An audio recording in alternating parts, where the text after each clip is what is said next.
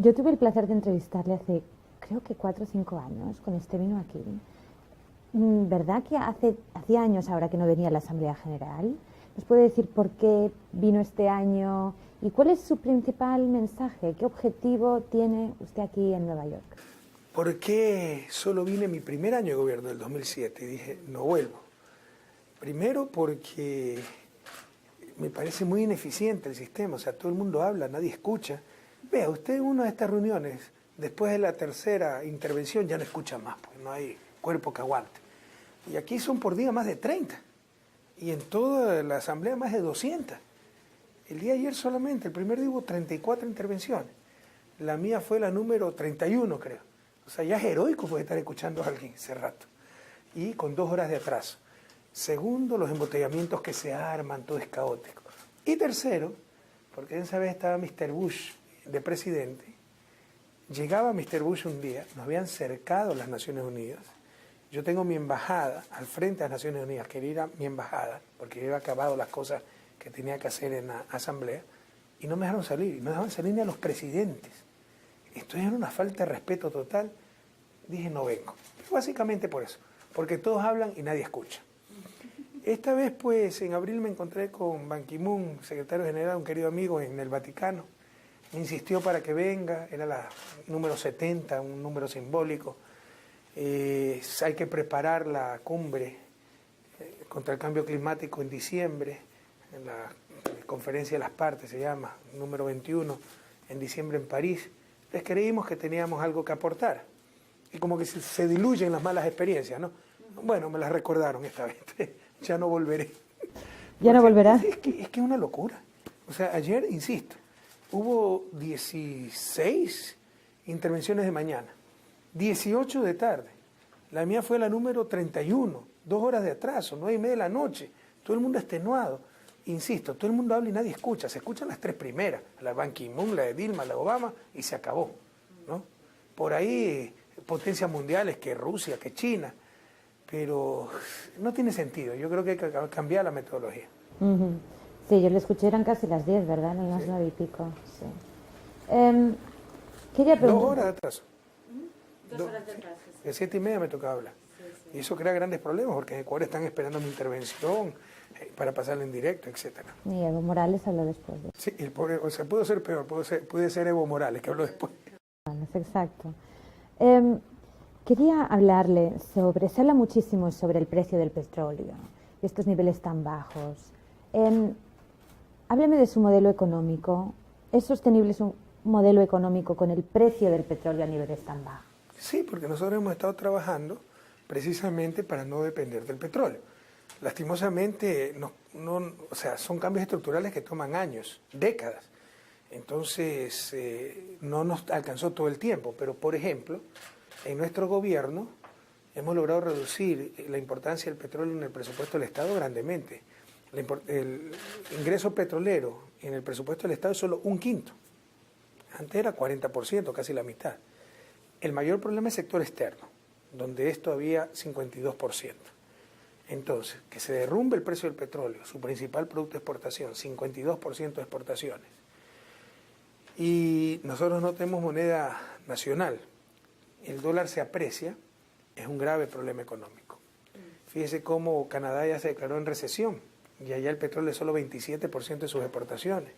Noruega ya dijo que iba a decrecer este año y eso que ha devaluado la corona noruega 25%. Entonces, ha sido durísimo, pero lo estamos enfrentando muy bien y le insisto, hemos estado sembrando para depender cada vez menos del petróleo. Y entonces, ¿qué medidas económicas exactamente va usted a adoptar en este sentido y sobre todo para enfrentar esa notable reducción de los ingresos fiscales de los que se habla ahora? Ya hemos tomado algunas de las medidas, ¿no? Desde el inicio del año, porque la caída del precio del petróleo lleva un año, empezó en septiembre del 2014. Entonces recortamos inversión, en esa época 800 millones. Luego recortamos 1.400 más, ya llevamos 2.2% de recorte del GDP. Entonces aquí hay que estar atentos, porque una de las críticas que tenemos es que Ecuador tiene un alto gasto público. No sé qué formación tenga usted, periodista, economista. Periodista. Ya. A pesar de eso lo queremos mucho, no se preocupe. No. Pero mire, es que todo esto es economía política. En el sector privado, usted tiene una clara diferenciación entre lo que es gasto y lo que es inversión. En la contabilidad pública no, todos le llaman gasto. Pero no es lo mismo gastar en organizar el concurso Miss Universo que en construir una carretera. ¿Me explico? Ecuador no gasta mucho, invierte mucho. Tenemos una inversión más alta en la región. ¿Ya? Pasó de 4% del GDP a 14%, le estoy hablando en inglés, del PIB. ¿Ya? Y dijimos siempre, y además la regla fiscal era que la inversión se cubría con ingresos petroleros, porque sabemos que son inestables y no son permanentes, algún rato se acaba el petróleo. Entonces transformamos ese petróleo en energía, conectividad, telecomunicaciones, infraestructura, puertos, aeropuertos, ¿no? Cosas que perduran. Y sueldos y salarios, el gasto permanente se cubría con recolección de impuestos. Entonces, si caía el precio del petróleo, ajustábamos el programa de inversiones. Eso es precisamente lo que hemos hecho, esa fue la regla fiscal siempre, ¿no? Entonces, hemos ajustado fuertemente ese programa de inversiones y el próximo año será mucho, ya lo ajustamos este año, y el próximo año será mucho más bajo, con la ventaja el próximo año de que este año teníamos grandes desembolsos para megaproyectos que estamos haciendo, 8 hidroeléctricas que duplicarán la capacidad de energía eléctrica del país, 6 megaproyectos de irrigación para 200.000 hectáreas. Ya eso está por terminarse. Entonces, hemos estado gastando mucha plata, invirtiendo, sin recibir todavía $1. El próximo año ya no vamos a tener que desembolsar eso y vamos a empezar a recibir. Entonces la situación, sobre todo el sector fiscal, cambiará grandemente. Entonces ese es el principal cambio, pero este año ya hemos tomado algunas medidas. Se cortó un subsidio innecesario muy alto, más de 1% del PIB para la seguridad social. Por ley, nosotros teníamos que subsidiar, se necesita o no, 40% de las pensiones jubilares. Y no se necesitaba, porque el Seguro Social tenía excedentes. No sabía qué hacer con la liquidez que le dábamos, nos compraba nosotros mismos bonos del Estado, que era la mejor inversión. Entonces esto aumentaba artificialmente el gasto fiscal, el déficit fiscal y la deuda pública, porque tenemos como 8.000 millones de deuda con el sistema de seguridad social, pero de nuestro propio dinero, no sé si me explico. Eso se cortó. No tenemos moneda nacional. El dólar se ha apreciado con el euro en 30%. Colombia nos depreció 60%. Tuvimos que poner salvaguardias, es decir, aranceles más altos de los normales al 30% de los productos de importación. Entonces hemos tomado una serie de medidas, diversificar la fuente de financiamiento. Ahorita es clave el financiamiento. Hemos sido muy creativos en generar fuentes de financiamiento, ya diferentes clases de operaciones, preventa petrolera, créditos atados a proyectos, etcétera. Entonces lo hemos hecho muy bien, pero ha sido un año dificilísimo. El próximo año será mucho más fácil por lo que le decía, ¿no? Porque ya no tendremos que desembolsar fuertes sumas para estos megaproyectos y por el contrario vamos a empezar a recibir el retorno de estas inversiones. Tengo entendido que va a reunirse además con inversionistas aquí en Nueva York. ¿Nos puede hablar un poco de eso? Ecuador es un gran lugar para invertir.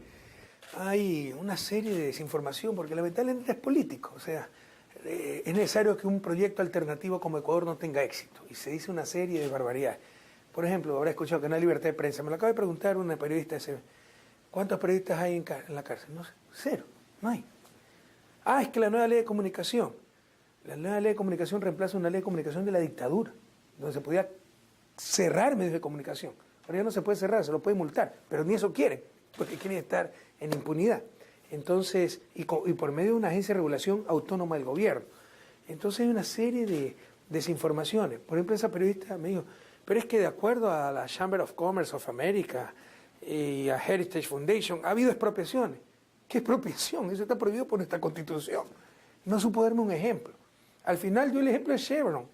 Chevron no es un caso de expropiación, es un juicio privado de las comunidades indígenas con Chevron. Pero Chevron, con su mala fe, cuando pierde, ya empieza una campaña de prestigio contra el gobierno, contra nuestro sistema judicial, contra todo, para destrozar al gobierno. Pero era un caso entre privados, no tenía nada que ver el gobierno.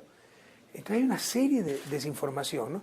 Pero en realidad es que Ecuador es un lugar muy bueno para invertir, con reglas claras, con proyectos muy rentables, grandes oportunidades, y estamos en este momento discutiendo en la Asamblea una ley de alianzas público-privadas. Siempre ha podido haber alianzas público-privadas, pero incluso estamos profundizando los incentivos, ¿no?, para que el sector privado invierta con el sector público en proyectos estratégicos que nos interesan como gobierno. Usted ha mencionado a los periodistas y se ha hablado mucho de esto en Ecuador a través de los años. Yo quería preguntarle, si usted nos... Yo creo que mucha gente quizá quiere saber... ¿Por esa foto se acuerda? Bueno, es que hace mucha humedad, hay que recogerse.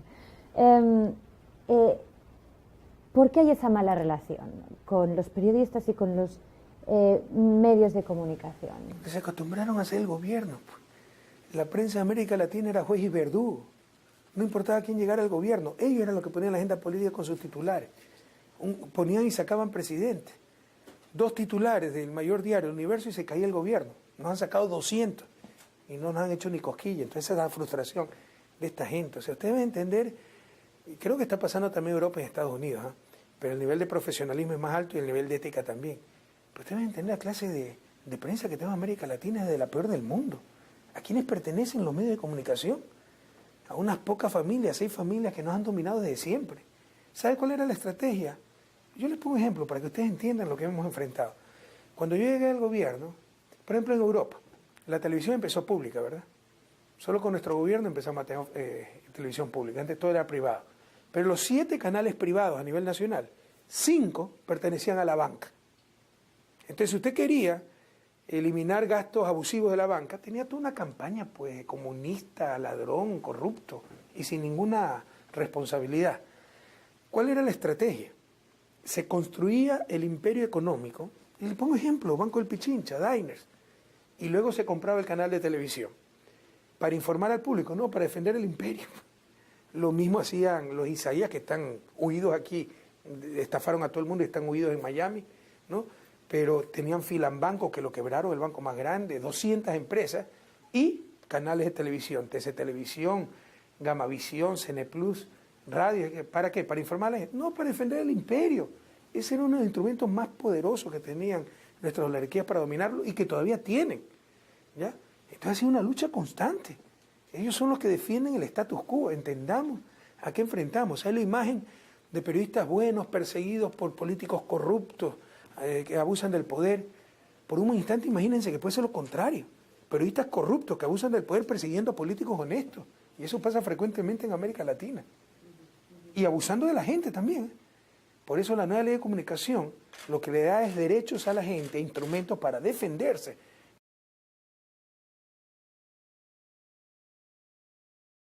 Obligación de publicar la réplica. Si a mí me acusan en un medio de comunicación, yo tengo el derecho de enviar una carta y que me la publiquen. Antes la publicaban si les daba la gana o no. Ahora tienen la obligación de hacerlo. Hablando también bueno, básicamente lo que...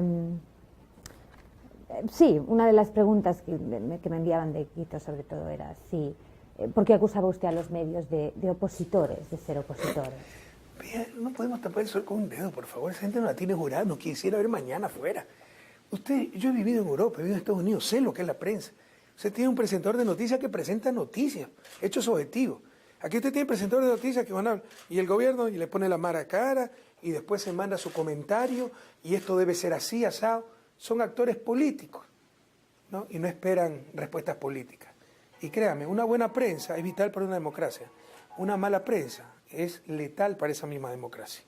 Es lo peor que le puede pasar a la democracia. Y no solo eso, actores políticos sin responsabilidad política es terrible para una democracia. A mí el pueblo ecuatoriano me va a juzgar en las urnas. Tengo mecanismos de control, soy responsable penal, civilmente por mis actos. Hay periodistas que hacen política sin una responsabilidad. Eso es tremendamente malo para una democracia. O son periodistas o son políticos, defínanse, pero no se escondan en el periodismo siendo políticos. Y eso es lo que tenemos. Y que no me vengan que no son de oposición, por favor. Vaya, vea el porcentaje de noticias negativas, cómo manipulan, cómo ocultan. O sea, las buenas noticias, los aciertos del gobierno no son noticias. Los desaciertos del gobierno, muchos de ellos inventados, eso sí son noticias de primera página. O sea, hay una simetría total, una manipulación total. No nos engañemos en eso, por favor. Hábleme de lo que en su discurso, hablando de Chevron, Usted propuso ayer, habló de crear como un tratado vinculante para que sancionar a empresas que básicamente perjudican el medio ambiente. ¿Nos puede hablar un poquito de eso? Por supuesto, mire, creemos que hay un grave error en la visión actual de derechos humanos. O sea, que solo el Estado puede atentar contra los derechos humanos. Por ejemplo, en el sistema interamericano es así, no conozco el sistema europeo. Se acusa a los Estados, el poder político es el único poder que puede atentar contra los derechos humanos. Por ahí puede ser porque el Estado tiene la obligación de garantizar los derechos humanos, pero al mismo tiempo cada vez se limita más la capacidad de proteger esos derechos humanos, por ejemplo, frente a transnacionales, que hacen lo que les da la gana y ni siquiera pueden ser juzgadas en nuestros países porque tienen estos centros de arbitraje, etc. Por ahí puede haber una explicación que siempre el acusado es el Estado y el poder político, porque no es que él atenta necesariamente contra derechos humanos, pero tiene la obligación de garantizarlo. Pero debe ampliarse esa visión. Cualquier poder puede atentar contra los derechos humanos, el poder político, el poder mediático. La reputación, el prestigio de la persona es uno de los derechos humanos fundamentales, está en la Carta Interamericana. Y los medios de comunicación pueden destrozar la reputación de un ser humano. Las empresas transnacionales, cuando la diferencia entre vida y muerte es tener plata por una píldora que cuesta $1000, pero en verdad su costo de producción es $1. Lo que está pagando es las utilidades de la empresa farmacéutica. Eso es atentar pues contra los derechos humanos. Lo que hizo Chevron en nuestra selva, eso es atentar contra los derechos humanos. Entonces debe ampliarse esa visión de derechos humanos, de que cualquier poder puede atentar contra los derechos humanos, no solo el poder estatal, no solo el poder político, el poder mediático, el poder económico, el poder religioso, etc. Entonces esa es nuestra posición, que es haber tratados para ya empezar a controlar otros poderes que abusan contra los derechos humanos y también dije contra los derechos de la naturaleza. No hay dónde llevarlos. Porque incluso si usted los empieza a acusar en nuestro país, las transnacionales, invocan los tratados de protección recíproca de inversiones, la Haya, donde es el CIAD en Washington, y todo allá está en favor de la transnacional. ¿Y este tratado tendría que ser propuesto en la ONU? Estamos trabajando ya a nivel regional para eso. Y hay algunos países, y a nivel mundial, que han apoyado la iniciativa, ¿no? En este caso concreto contra las transnacionales, porque ha habido abusos terribles. Pero yo le diría, dentro de un marco más general, que es cambiar la visión de protección de derechos humanos, protegerlos de cualquier poder, no solo del poder del Estado. Cuénteme sobre estas protestas que he leído en los últimos meses en Ecuador. ¿Por qué un gobierno de izquierda tiene tantos reclamos de sectores indígenas o sectores sindicalistas? ¿Cuántos sectores indígenas y sectores sindicalistas cree que participaron? Es que por eso, porque lee la prensa ecuatoriana, es un problema. Vea, si en las protestas hubo 5000 personas, fueron muchas. Y si hay 5000 personas, ¿cuánto? El 10% era indígena, era demasiado. Es una gran farsa. Mañana son las elecciones. Estamos enfrentando a la izquierda supuestamente radical, que tenía nuestros colegios, nuestras universidades, todo ese poder han perdido, y a cierta dirigencia indígena que también está peleando sus espacios de poder. Pero ellos ya se presentaron en elecciones del 2013, con el mismo discurso, con lo mismo que están pidiendo ahora. ¿Sabe cuánto sacaron en votación? 3%. En Ecuador hay 34 distritos electorales. Los vencimos en los 34. Incluso en los que hay solo indígenas. Los indígenas están con nosotros, pero se toman el nombre de los indígenas. Y mucha gente mitifica a los indígenas. Y hablan de indígenas. Ahorita estoy que recibo estos Twitter, ¿cómo se llaman los? Que ya están preparados. Stop repressing the Pacific Indigenous Protests, claiming for their rights. No es verdad. No están reclamando sus derechos. Están tratando de imponer una agenda política derrotada en las urnas. Porque nadie ha hecho más por el mundo indígena que por nosotros. Donde más estamos reduciendo pobreza es en el mundo indígena. Donde más ha aumentado la matrícula de universidades es en el mundo indígena. Esos son derechos. No, esta gente quiere que archivemos las enmiendas constitucionales, que paremos las salvaguardias, que bajemos impuestos. Esos no son reclamos indígenas, ¿no? Protestas pacíficas. Yo le puedo mandar los videos. Cómo golpeaban a los policías bombas molotov. Y no los indígenas, porque no era marcha indígena. Esta multitud. Ya quemaron policías. 130 policías heridos tuvimos en las marchas pacíficas. Uno fue secuestrado y torturado, ahí sí por indígena. Y lo iban a matar, escapó. ¿Ya? Le echaron ají en los ojos, etc. Nada de eso cuenta. Pero para poner en perspectiva esto, ¿no? Para que vea usted las marchas indígenas y la marcha de trabajadores, le insisto, ¿eh? O sea, máximo en Quito hubo 5.000 personas, de eso el 10% eran indígenas. Eso no es nada, no es nada. Mañana son las elecciones y volvemos a derrotarlo 3-1, pero no es arrogancia, es objetividad. Pero pongamos en perspectiva, hay 4 organizaciones indígenas en Ecuador. 3 apoyan al gobierno, FEI, FEINE, FENOCIN. La CONAIE está contra el gobierno, su dirigencia está extremadamente dividida. La CONAIE tiene cerca de 4.600 comunidades. Si participaron 30 comunidades en la protesta, es mucho, fue un fracaso total. Pero 30, 5.000, 3.000 personas, ¿qué es 3.000 personas? 200 personas cerrando un carretero, ya hacen noticia. Y precisamente recurrieron a violencia, cierre de carreteros para llamar la atención. Pero no pasa nada en Ecuador, mañana son las elecciones, le ganamos 3-1.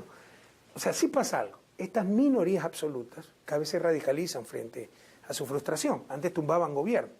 A nosotros no nos hacen nada. Entonces a veces se radicalizan y cae en mayor violencia.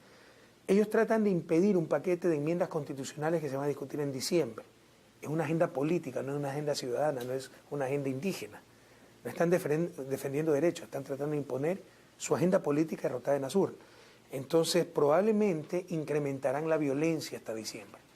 Pero ustedes pueden tener la certeza de que seguirán siendo minoría. En democracia no mandan los que hacen más ruido, los que tiran más piedra, sino los que tienen más votos. Hablando de votos, de elecciones, ¿va usted a presentarse a la reelección? Yo no quiero, en absoluto. Y como van las cosas, no será necesario. O sea, yo tuve que asumir, y lo puedo escribir, a una posición que me molesta mucho, ¿no? Permitir la enmienda para reelección, candidatura indefinida, ¿no? O sea, a usted no lo hace la enmienda presidente o alcalde, lo hacen los votos de su pueblo. Pero yo estoy de acuerdo con el concepto. No quería hacerlo durante mi mandato porque por vanidad probablemente pueden pensar que yo me quiero beneficiar, etc. Felizmente sí había que dar todas las opciones, porque entiendan lo que estamos viviendo en Ecuador, es que Europa, Estados Unidos juzga a Latinoamérica y Ecuador de acuerdo a su situación actual. Un mejor marco es la Guerra Civil Española, cuando se estaba luchando realmente por cambiar el país. O acá la lucha por los derechos civiles, ¿no?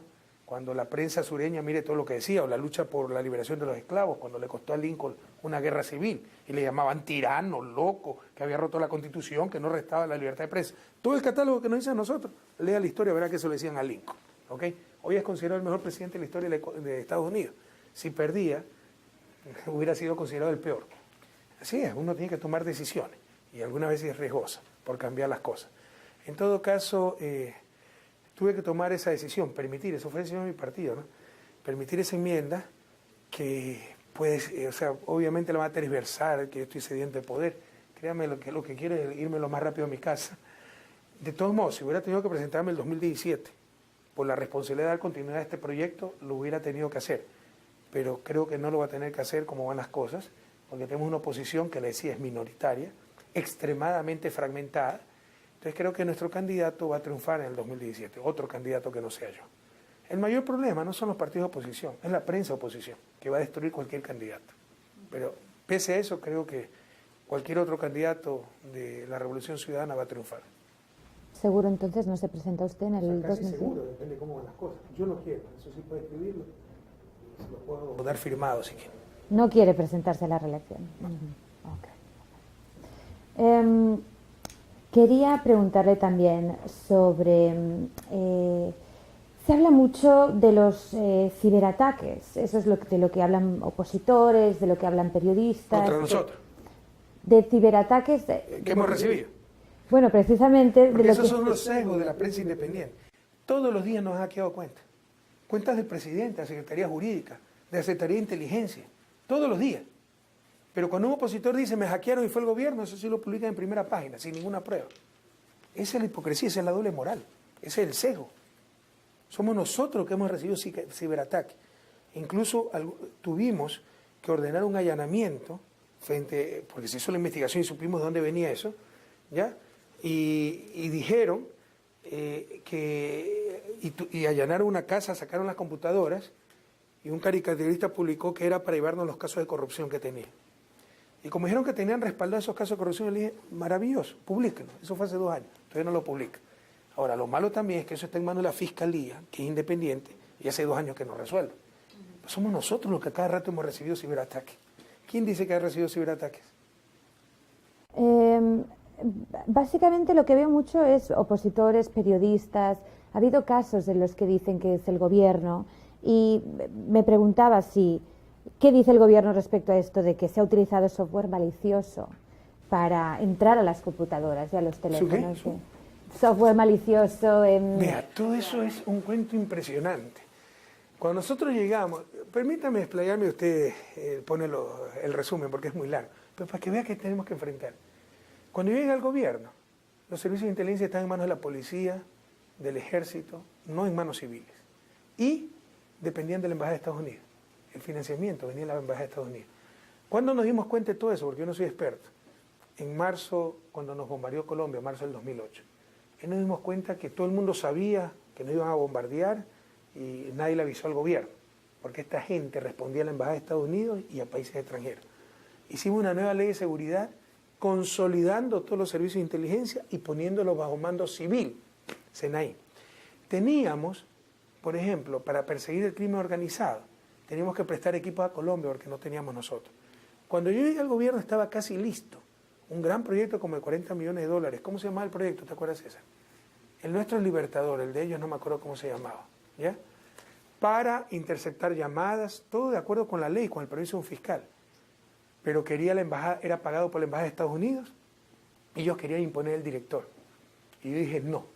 Nos demoramos casi 4 o 5 años en tener nuestro propio sistema, ¿no?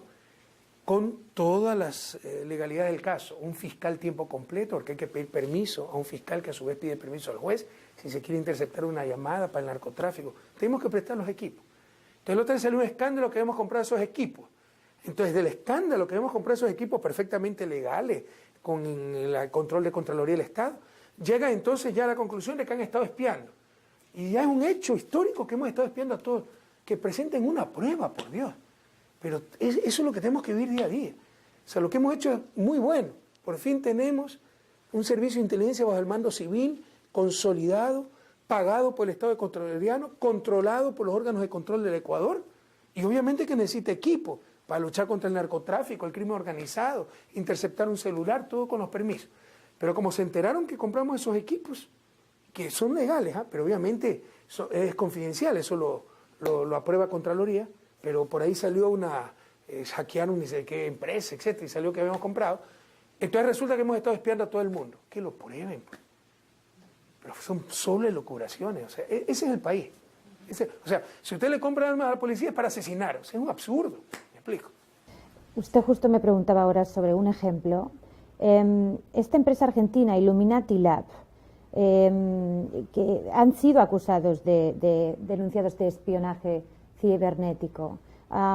Y ellos fueron... ¿Es cierto que el Illuminati Lab ha sido proveedor del gobierno? Desconozco, o sea, si ha sido... ¿De qué parte del gobierno? ¿Usted cree que yo no puedo estar enterado de cada contrato, pero no sé, desconozco? Okay. Bueno, me están diciendo que... Bueno, muchísimas no, si quiere alguna otra pregunta, porque aquí tengo la reunión. Sistema... no, perdón.